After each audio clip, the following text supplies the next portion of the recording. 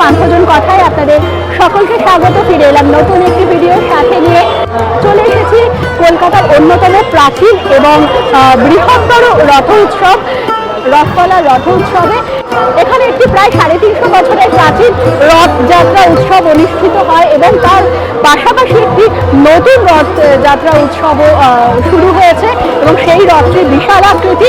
আপনারা সাথে থাকুন এবং উপভোগ করুন কলকাতার বৃহত্তম রথযাত্রা মেলা এবং রথ উৎসব, এই রথতলার রথ উৎসব। রথতলার 3টি বিশাল আকৃতির রথ দাঁড়িয়ে রয়েছে পরপর। প্রথমে বলভদ্র দেবের রথ, তারপরে মাতা সুভদ্রা এবং তারপর জগন্নাথ দেবের রথ থাকে। পর্যায়ক্রমে 3টি রথই দাঁড়িয়ে রয়েছে। আর কিছুক্ষণ পরে পড়বে রথের দড়িতে টান। এই রথযাত্রা থেকে উত্তর কলকাতার এই অঞ্চলটির নাম রথতলা। প্রায় 350 বছরের প্রাচীন এই রথযাত্রা উৎসব। এখানে মূলত 2টি রথ দেখতে পাওয়া যায়। দেখুন, সামনে যে রথটি আপনারা দেখতে পাচ্ছেন এটি রথতলার প্রাচীনতম রথটি। প্রায় 300 বছরের অধিক, প্রায় 350 বছরের কাছাকাছি এই রথযাত্রা উৎসব। এই রথটি কিন্তু প্রাচীনতম রথ এবং দূরে যে 3টি রথ আপনারা দেখতে পাচ্ছেন, বলভদ্র, মাতা সুভদ্রা এবং জগন্নাথ দেবের রথ, ওটি অনেকটাই নতুন বলা যেতে পারে। সাম্প্রতিক কালেই এই রথযাত্রা শুরু হয়েছে। তবে ওই রথগুলোর বিশেষত্ব হচ্ছে কলকাতার প্রায় সর্ববৃহৎ রথ, 30 ফুটের কাছাকাছি উচ্চতা।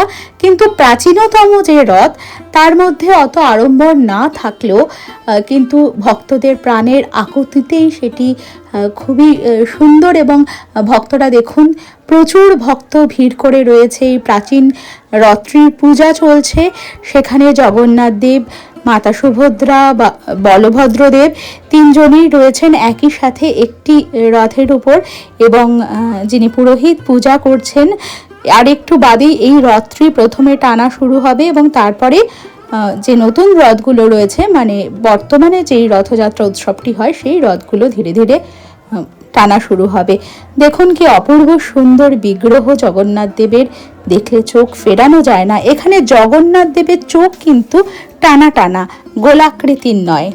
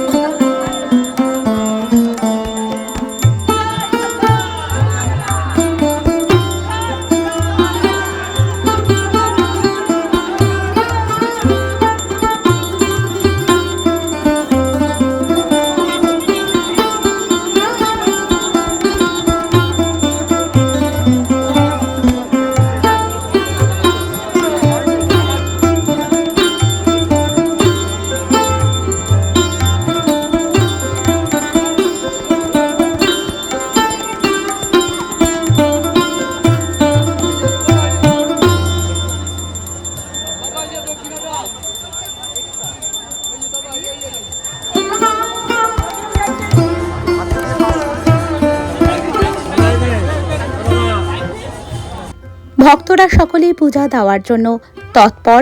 দেখুন লক্ষ লক্ষ মানুষের ভিড় হয়।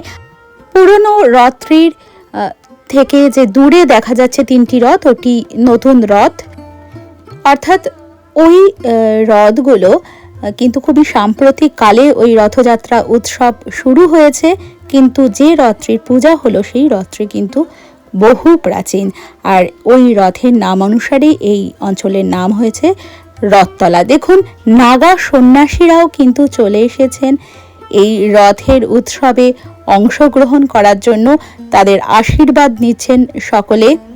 এই অঞ্চলের রথযাত্রা উৎসব কিন্তু বহু প্রাচীন, আর আশেপাশে অঞ্চলও বৈষ্ণব তীর্থ হিসেবে খুবই প্রসিদ্ধ। কাছেই রয়েছে পানিহাটি, রয়েছে বরানগর, শ্রী চৈতন্যদেবের পদধূলি ধন্য সব স্থান। আমি রয়েছি, সাথে থাকুন আপনারাও। রথের দড়িতে টান দেওয়ার জন্য চলছে তোড়জোড়, চলছে বাতাসা লুট। আশা করি আপনারা উপভোগ করছেন। আমাকে কমেন্ট বক্সে কিন্তু সকলে জয় জগন্নাথ অবশ্যই লিখবেন। সকলের জন্য বললাম জয় জগন্নাথ। পান্থজন কথার সকল দর্শকদের জানাই রথযাত্রার অনেক অনেক শুভেচ্ছা।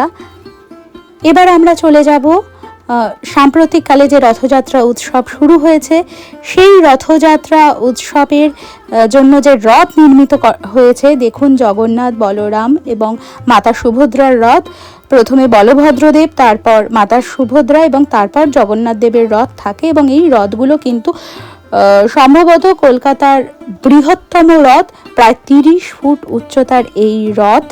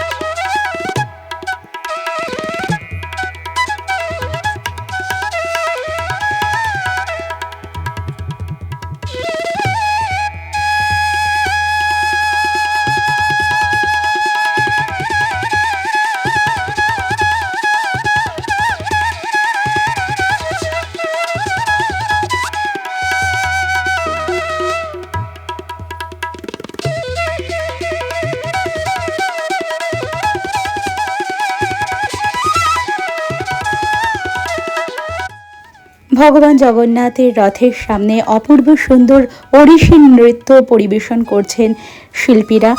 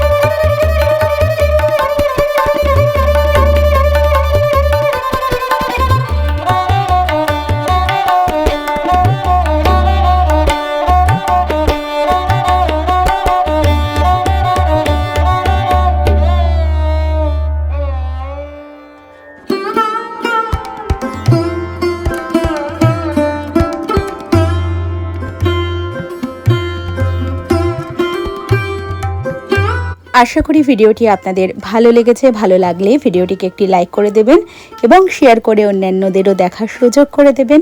আর অবশ্যই কমেন্ট বক্সে আপনাদের মূল্যবান মতামত জানাবেন। যদি পান্থজন কথা ইউটিউব চ্যানেলটিকে এখনও সাবস্ক্রাইব করা না হয়ে থাকে তাহলে চ্যানেলটিকে সাবস্ক্রাইব করার অনুরোধ রইল। সকলে খুব ভালো থাকবেন। খুব তাড়াতাড়ি ফিরে আসবো নতুন একটি ভিডিও সাথে নিয়ে। সকলকে আবারও জানাই শুভ রথযাত্রা। জয় জগন্নাথ।